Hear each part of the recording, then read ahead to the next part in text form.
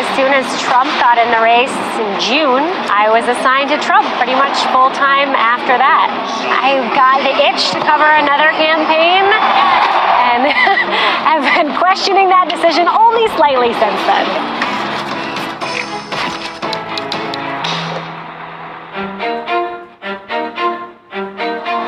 I feel like every day with Donald Trump is a memorable experience.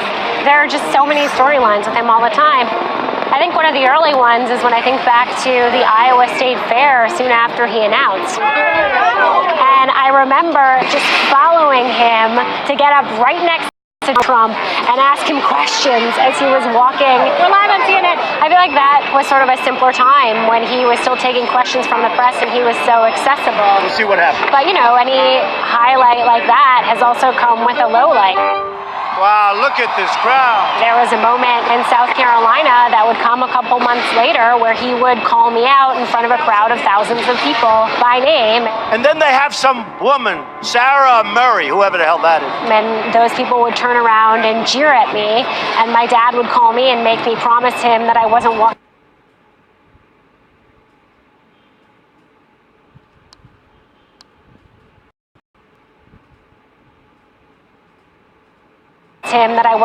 to my car alone. This is Sarah Murphy reporting for CNN. Mr. Trump made a speech tonight. Okay. The election is being rigged by corrupt media. When Donald Trump talks about the media being the enemy, it has an impact on the people who are there. And there are some people who hear him say that and want to take action. And that was clear when we were in Florida recently. Thank you, everybody. And there was a member of the crowd who started to follow my producer to the car. And we got back to our car later. It had been keyed. There is no comparison to what it's like this time. I'm trying to picture Mitt Romney calling out, you know, a specific journalist he didn't like in front of a crowd, and that never happened. This has just taken on a whole new level. One of those depressing things about this campaign is to see people tell the insanity, not even treat one another like they're human beings. At the rally in New Orleans, it felt like a tinderbox. It felt like it was going to go up in flames at any moment because it kept getting interrupted over and over again. And these were young people, these were teenagers, and as soon as they would start chanting, the crowd would just close in around them, and you would see adult men just grabbing at these kids, screaming at them, trying to touch them. And that was one of those nights where I went back to my hotel room and I went to the treadmill and I just ran until I was exhausted. And these were Trump supporters who were turning on protesters, but the same thing has happened in a reverse scenario.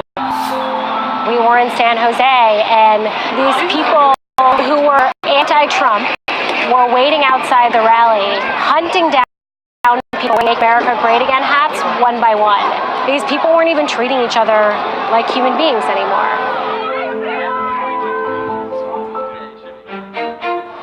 It feels like such a false hope that we're close to the end because every day covering Donald Trump feels like a million days wrapped into one. People keep asking me what vacation I'm going to go on at the end of this campaign, and I don't even want to go on a vacation. I just want to go home to my house and my fiance and my dog and stay there and sleep in my own bed for weeks at a time.